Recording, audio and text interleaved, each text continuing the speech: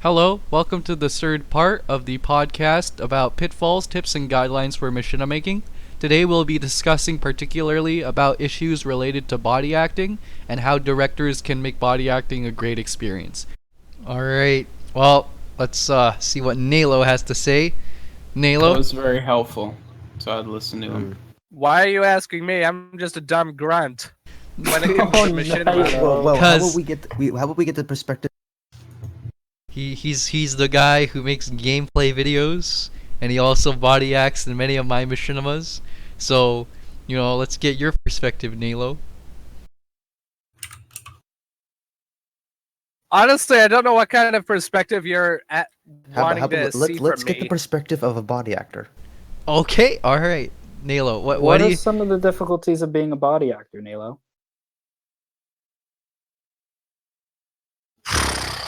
I guess it would have to be. I gotta unpause from this.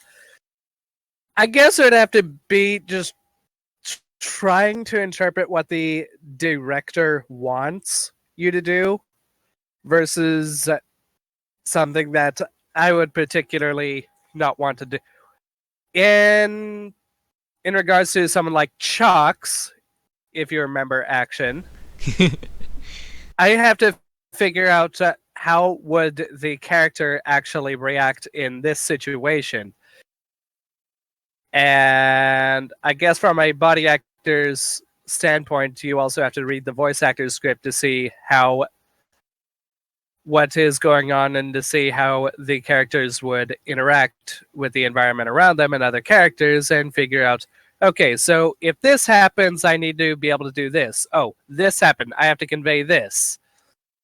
But like I said, I'm just a dumb grunt, so I don't know much about anything. No, that was actually really useful input. You essentially just told us that the directors need to have very clear instructions in order for you to do what they want them to do. And that ties in with a very critical point in how amateurs can improve in making machinima. There really isn't proper lingo, is there, Action, for, okay, I want you to do a short bob, I want you to do a huge head bob, there's really no lingo, is there? For me, there is slightly. What I generally do is, I go okay, let's do this, and then I kick it up a notch, and then if that doesn't work, we find a medium, okay, fine in between. It's really, you gotta test around a bit. But the important thing is with that is just to not give too many instructions, or else the body actor gets overwhelmed. That too. That goes really for even just anybody, even if they're not doing a body acting scene, even for people who are driving. It's very confusing for people who are driving too. Oh, and voice acting. You have a set of guidelines for them to follow. Mm-hmm. What do you think a new machinima director does that automatically says, I just started making machinimas?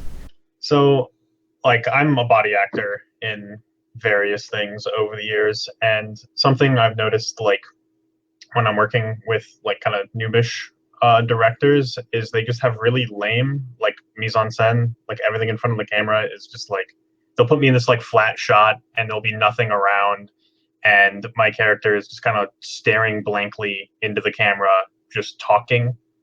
I think you can get a lot more exciting shot composition.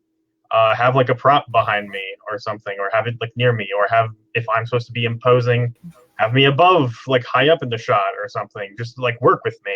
I am a tool to be used. I'm not just something to stand there and spout exposition. Oh.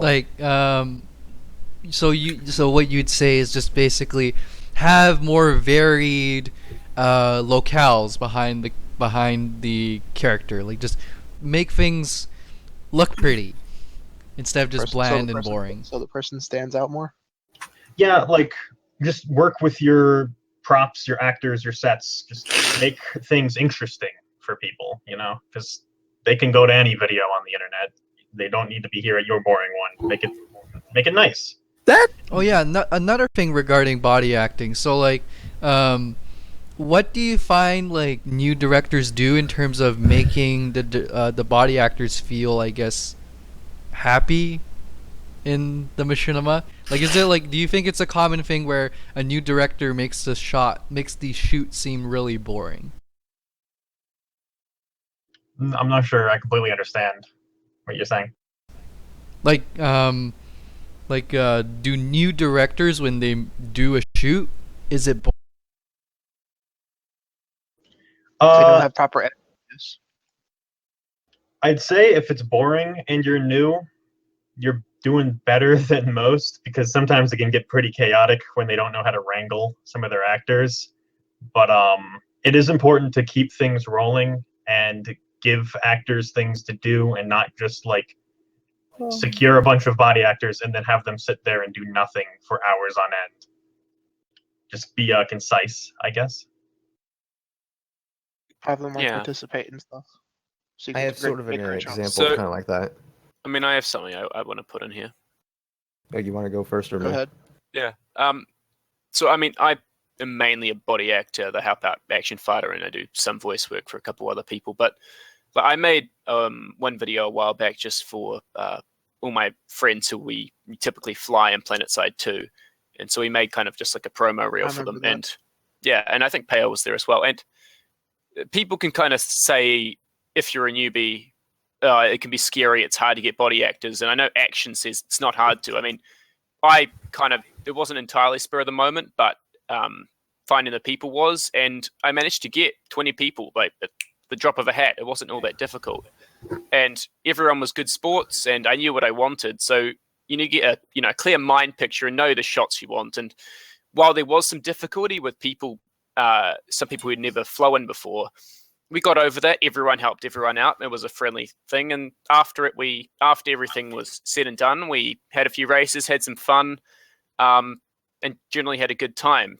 No one was waiting around being bored, apart from some of the people who are mainly the saltiest that we know of. But so I guess if you're starting, just have a good mind picture of what you want, and remember that fun is really quite a big important part.